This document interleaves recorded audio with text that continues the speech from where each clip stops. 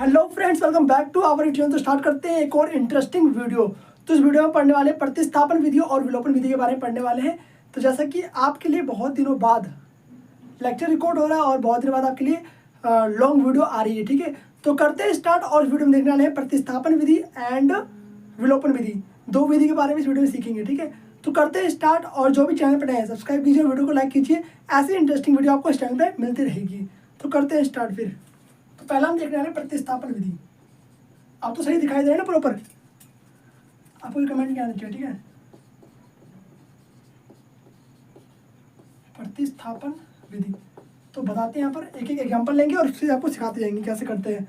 तो प्रतिस्थापन विधि और विलोपन विधि क्या होता है आपका, जैसा कि मैंने आपको वन शॉट वीडियो में बता रखा था, बाकी दोबारा करवाते हैं। पहले भी करवा रखा है बहुत ज़्यादा आपको, बाकी दोबारा एक बिल्कुल न्यू सेपरेट वीडियो आपके लिए बनाया जा रहा है, ठीक है। तो हम पढ़ते क्यों प्रतिस्थापन विधि और विलोपन विधि? बिकॉज क्योंकि हमें एक्स और वाई का मान निकालना होता है। जैसे आपको दो ही क्वेश्चन दे रखा है अभी, जैसे लास्ट अभी मैंने एक वीडियो बनाया था आपके लिए कि जिसमें हम समीकरण निकाल लेते हैं, एक्स का मान निकाल लेते हैं, वाई का मान निकाल लेते हैं। पर वहाँ पे क्या था आपका, सिर्फ एक ही चर था। अब जहाँ पर जिस इक्वेशन में आपके लिए दो चर आ जाए, मान लिया सपोज एक्स और वाई दोनों आ जाए, तो वहाँ पर आप कैसे निकालोगे एक्स और वाई का मान? पॉसिबल तो नहीं है। तो उसके लिए आपको दो समीकरण दिया जाता है। तो दोनों को सॉल्व करके आपस में, दोनों को सॉल्व कैसे करते हैं? प्रतिस्थापन विधि और विलोपन विधि के हेल्प से सॉल्व करके हम निकालते हैं एक्स और वाई का मान। तो एक्स और वाई का मान निकालने के लिए हम दो विधि यूज करते हैं। वैसे तीन विधि आपके बुक में दे रखा है, पर एक जो लास्ट वाला है वो हटा दिया गया, आपके सिलेबस से इस बार हटा दिया गया है। तो सिर्फ आपको सिर्फ दो ही पढ़ना है। दो ही आपके लिए बहुत ज़्यादा इंपॉर्टेंट है, ठीक है। आपको याद रखना है प्रतिस्थापन पहला, दूसरा विलोपन विधि। तो दो ही आपको ध्यान रखना है। सीबीएसई 2024 में भी सिर्फ दो ही आया था और आपके 2025 में भी आने वाला है, ठीक है। तो बाकी सिर्फ दो पर फोकस कीजिए, प्रतिस्थापन एंड विलोपन विधि पे, ठीक है। तो पहला देखते हैं प्रतिस्थापन विधि। दोनों ही विधि सबसे ईजी है। देखते हैं यहाँ पर हम दो इक्वेशन लेते हैं आपके लिए, लाइव क्वेश्चन बनाएंगे आपके लिए। और आपको ऐसे देखना है यहाँ पर एक्स प्लस वाई, जैसे यहाँ पर देखा है स्कूल में मान लीजिए 10 दे रखा है, ठीक है। ये आपका बन गया पहला इक्वेशन, ठीक है। एक्स प्लस में वाई स्कूल में आपका दे यहाँ पर 2x प्लस में वाई स्कूल में 20, ये आपका सेकेंड इक्वेशन है। अब इन दोनों को सॉल्व करके आपको निकालना है एक्स और वाई का मान। अब इन दोनों को सॉल्व कैसे करेंगे? दो मेथड है, पहला प्रतिस्थापन, दूसरा विलोपन। तो हम पहले मेथड से देखते हैं इसको, मीन्स प्रतिस्थापन विधि से देखते हैं। तो प्रतिस्थापन विधि में क्या करते हैं, किसी भी एक इक्वेशन का यूज करके वहाँ से या फिर एक्स और वाई का मान निकाल लो आप पहले, और उस एक्स और वाई का मान आप सेकेंड इक्वेशन में पुट कर दो, वहाँ से आपका सेकेंड टर्म आ जाएगा, ठीक है। करते हैं पहले। तो हम उठाते हैं समीकरण एक। आप कोई सा भी समीकरण यहाँ पर ले सकते हो, चाहो तो समीकरण एक, चाहो तो समीकरण दो, कोई सा भी, ठीक है। तो हम करते हैं समीकरण एक से, समीकरण एक से स्टार्टिंग करते हैं। तो समीकरण हमने एक ले लिया, एक्स प्लस में वाई इक्वल टू में 10, ठीक है। अब यहाँ से एक काम करते हैं, हम चाहे तो एक्स का मान निकाल लो, चाहे तो वाई का मान निकाल लो। हम एक्स का मान यहाँ पे निकालते हैं। तो एक्स का मान निकालने के लिए आपको वाई को उस तरफ भेज देना होगा। तो प्लस का जो वाई है उस तरफ जाके क्या बन जाएगा आपका, माइनस का वाई। तो 10 माइनस वाई यहाँ पर आपका आ गया। अब आपको उसको मान लेना है थर्ड इक्वेशन, पहला दूसरा तीसरा इक्वेशन को मान लेना है, ठीक है। यहाँ तक समझ में आई बात?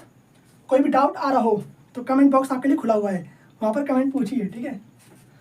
तो बाकी अब क्या करना है आपको, देखो यहाँ पर जो भी एक्स का मान आया है ना आपका, जो भी समीकरण 3 में जो भी आपका एक्स का मान आया है उसका आपको पुट कर देना है समीकरण 2 में। समीकरण 1 में नहीं पुट करना, याद रहे। समीकरण 1 में पुट करोगे तो गलती हो जाएगी, फिर आपका आंसर 0 आ जाएगा, ठीक है। उससे से निकाला हमने। तो आपको समीकरण 2 में पुट करना है, जिसका यूज हमने अभी तक नहीं करा है, ठीक है। अगर आप समीकरण 2 का यूज यहाँ पर करोगे तो समीकरण 1 में पुट करोगे, समीकरण 1 का यूज करोगे तो समीकरण 2 में पुट करोगे, ठीक है। तो समीकरण 2 क्या है आपका, देखो यहाँ पर 2x प्लस में वाई इक्वल टू में 20। पहले आप लिख देते हैं एक चीज़ कि x का मान सेम जैसे लिखवा रहा हूँ वैसे आपको एग्जाम में भी करना है। और ये आपका चैप्टर नंबर 3 में आता है, जैसा कि आपको पता ही है। x का मान समीकरण, और चैप्टर 3 भी आपका बहुत जल्दी स्टार्ट होने वाला है। समीकरण 2 में रखने पर समीकरण 2 क्या आपका 2x प्लस में वाई इक्वल टू में 20 आपका समीकरण 2 है, ठीक है। और यहाँ पर देखो आप 2x का मान क्या निकाला आपने, 10 माइनस में वाई रख दो यहाँ पर, प्लस में वाई इक्वल टू 20। यहाँ पर हमने x का मान यहाँ पर सिंपल सा पुट कर दिया, ठीक है। अब 2 को अंदर आप मल्टीप्लाई कर दो, क्या कर दो, 2 को अंदर मल्टीप्लाई कर दो।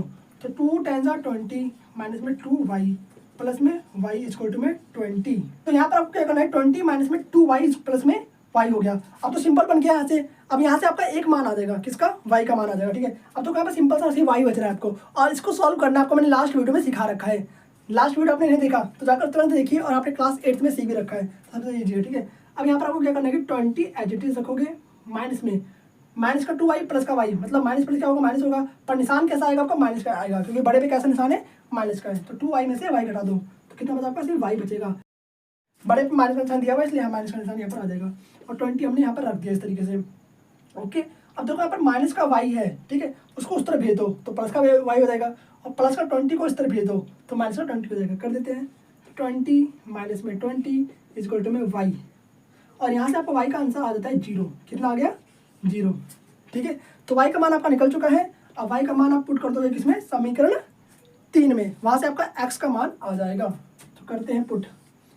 यहाँ तो समझ में आ गया क्या करा हमने, नहीं आया दोबारा से रिपीट करके देखो, ठीक है, बाकी बता रहा हूँ दोबारा से। यहाँ पर हमने x का मान पुट कर दिया, उसके उसको अंदर मल्टीप्लाई करके यहाँ सॉल्व करके हमारा y का मान आ चुका है। ये सॉल्व करने आपको आता है, ठीक है। डिटेल वीडियो देखनी तो आपको मिल जाएगा लिंक डिस्क्रिप्शन में, ठीक है, जाकर देख लीजिए। बाकी अब क्या करना है, आपको y का मान समीकरण 3 में पुट कर देना है। समीकरण 3 कहाँ पर आपका, ये रहा, यहाँ से फिर आपका x का मान आ जाएगा। तो करते हैं, का मान आपको समीकरण 1 में पुट कर देना है, अभी समीकरण 3 पुट कर सकते हो, तो हम समीकरण 3 में पुट कर देते हैं, क्योंकि यहाँ पर x का मान आपको निकल रखा है पहले से। तो y का मान यहाँ पर लिखना है इस तरीके से, y का मान समीकरण 3 में रखने पर, ठीक है, रखने पर समीकरण 3 में रख दो y का मान। तो समीकरण 3 आपका ये रहा, देखिए x इक्वल टू में 10 माइनस वाई, तो x इक्वल टू में 10 माइनस वाई, और y का मान हमने कितना निकाला है, 0 निकाला है।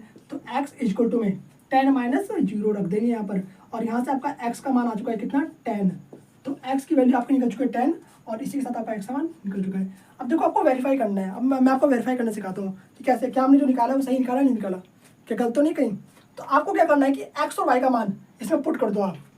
अगर दोनों तरफ बराबर आ जाए, आपका LHS और RHS यहाँ पर बराबर आ जाए, इसका मतलब आपने सही निकाल रखा है। अगर बराबर नहीं आया तो इसका मतलब गलत है। तो पुट करके देखते हैं, एक बार जांच करते हैं, थोड़ा सा आपको दिखाते हैं जांच कैसे करना है आपको। देखो पहले समीकरण 1 ले लेते हैं, ठीक है। समीकरण 1 क्या आपका, x प्लस में y इक्वल में 10 दे रखा है। अब x और y का मान पुट कर दो यहाँ पर। तो x का मान आपका 10 था और y का मान कितना है, 0 है भैया, ठीक है, 0 पुट कर दो यहाँ पर, इक्वल टू में 10। अब देखिए यहाँ पर दोनों जगह 10 आ चुका है, और दोनों जगह इक्वल आ गया, इसका मतलब कि LHS बराबर RHS है, और ये आपका सही है। तो हमारा जो वैल्यू हमने निकाला है x और y का मान सही निकाला है, ठीक है। इस तरीके से आप समीकरण 2 में पुट करके भी देख सकते हो, वहाँ भी आपका इक्वल ही आने वाला है।